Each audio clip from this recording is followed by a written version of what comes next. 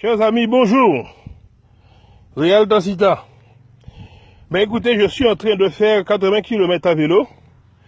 Je m'arrête 2 minutes pour vous faire contempler cette nature où je suis actuellement. Voilà. C'est pas beau tout ça? Voilà, 80 km de vélo-voie. Comme ça, je ne risque pas de me faire écraser par une voiture. Quoique, bon, des fois, enfin bref. Voilà, 80 km de vélo-voie. C'est pas joli ça, mes amis? Voilà, ben écoutez, je profite de l'occasion pour faire une petite vidéo afin de lancer un message.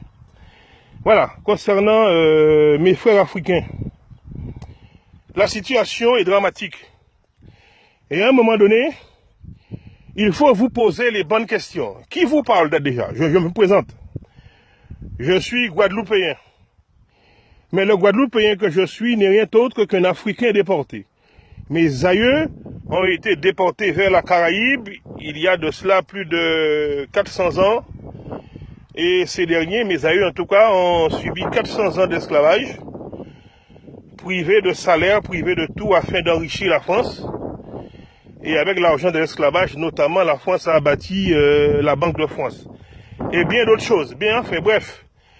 Je pense que vous connaissez cette histoire. Bien.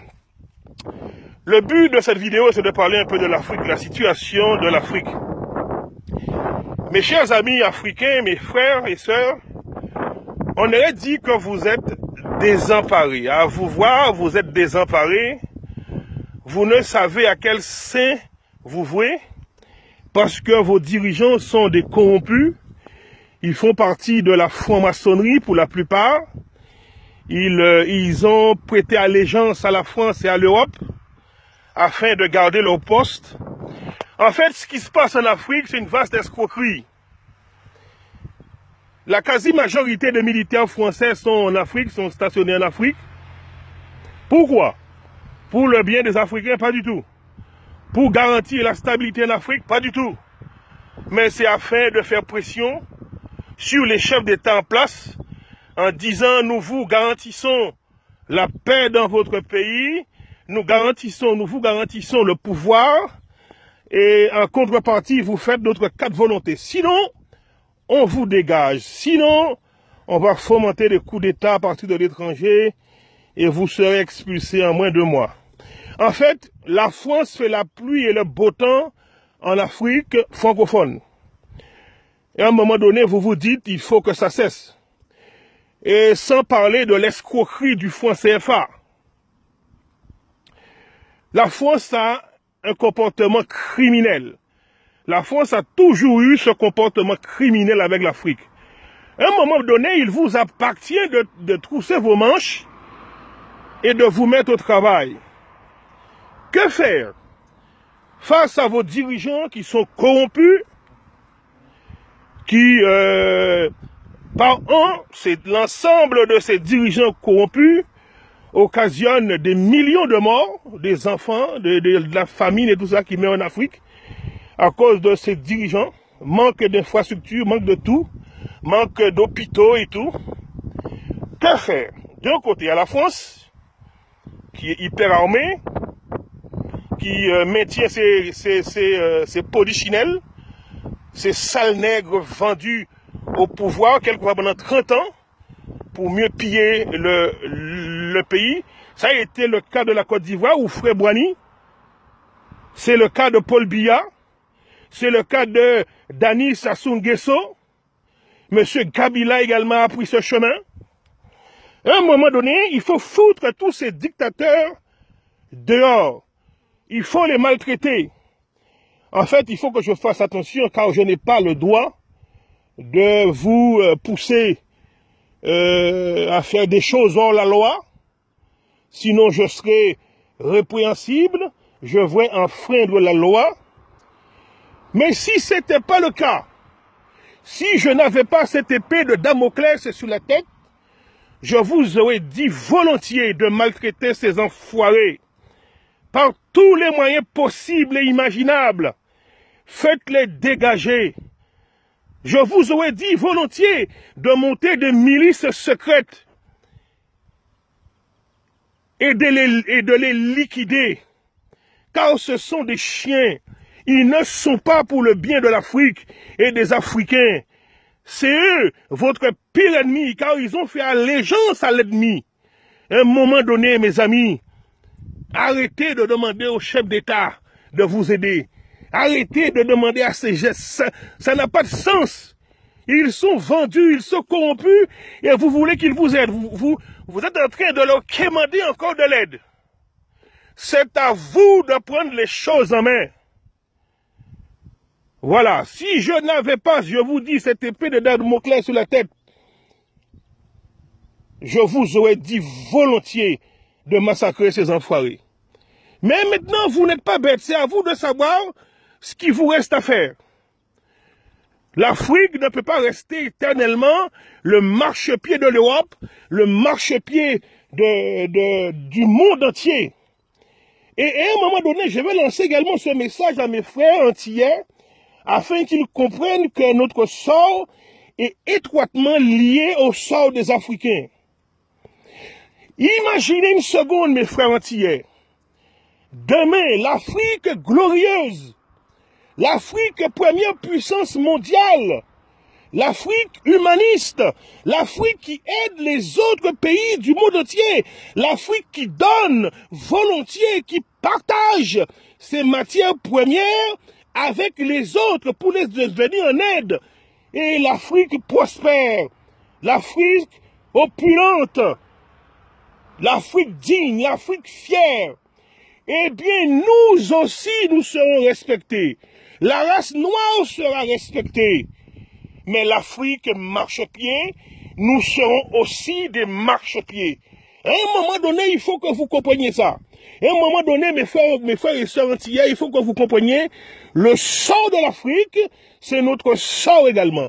Nous devons combattre pour le continent africain, et les Africains qui sont sur le continent, ce sont nos frères et sœurs. Nous avons de la famille là-bas. Il faut être conscient de cela. On vous a menti pendant plus de 400 ans. On vous a formaté. On vous a dit, vos frères africains vous ont vendu en esclavage. Et certains Antillais, pas tous, heureusement, mais certains ont de la haine, du ressentiment contre les Africains. Je ne dis pas que tout est blanc ou tout est noir. Il faut dire la vérité à un moment donné. Il y a eu certains Africains qui ont collaboré. Mais au départ, il y a eu razzia. Et uniquement razzia. Et à un moment donné, il y a eu des tractations. Il y a certains rois africains, le roi du Bénin par exemple, qui a collaboré, et puis bien d'autres. Ok?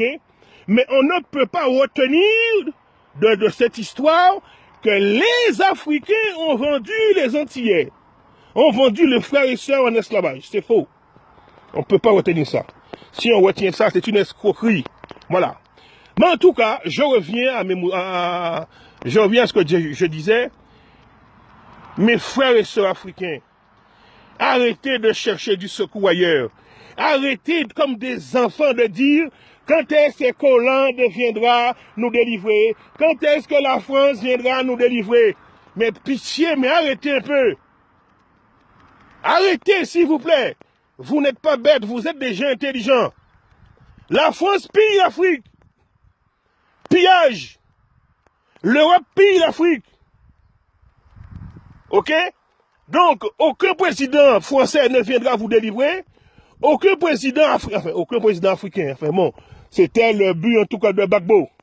Regarde où ils ont envoyé Gbagbo. Et je voudrais lancer ce message aussi pendant que je parle de Gbagbo. Mais vraiment, là je vais vous insulter là. Ces chiens de présidents africains, mais c'est pas possible. Vous êtes une bande de bêtes, de chiens, mais c'est pas possible.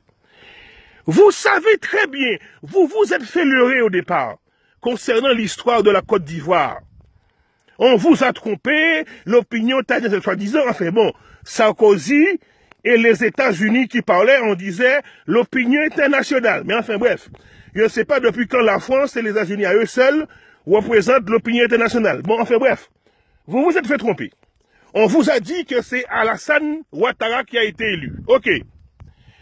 Mais avec cette escroquerie, avec ce procès qui se passe à La Haye, vous savez pertinemment, il y a eu d'autres révélations. Vous savez pertinemment que c'est Gbagbo qui a été élu. Vous savez très bien qu'on a enlevé Gbagbo pour mettre Ouattara. Et Ouattara est en train de vendre la Côte d'Ivoire. Mais les chefs d'État africains, qu'est-ce que vous attendez pour intimer l'ordre à Ouattara de quitter le pouvoir? Qu'est-ce que vous attendez? L'Union africaine de merde. Qu'est-ce que vous attendez? Donc, si je comprends bien, l'Europe vient en Afrique, il installe n'importe quel président pour ses intérêts, et vous fermez vos gueules, vous n'avez rien à dire. Bande de chiens, bande de bâtards, je ne peux pas vous respecter. Il faut que je vous insulte. Je ne suis pas là pour faire ami avec vous. Mais c'est pas possible. Comment voulez-vous après qu'on respecte le noir? Comment après voulez-vous qu'on respecte l'Afrique? Mais vous êtes chef d'État de quoi? Dégagez! Écoutez ce que je vais vous dire. De l'étranger. Écoutez bien ce que je vous dis. De l'étranger. Ne vous étonnez pas que des Blacks, des Africains, la diaspora africaine, des Afro-descendants, viennent vous foutre dehors. Bande de merde, bande de chiens, bande de vendus. Cela est tout à fait possible. Imaginez une seconde qu'on en ait vraiment marre de vos gueules, bande de bâtards, et que de l'étranger, on vienne vous foutre dehors. Il en est temps de régler votre compte. Quittez le pouvoir. Tous ces bandes de dictateurs, ces chiens, dégagez. Oui, on rigole plus là. C'est fini la rigolade.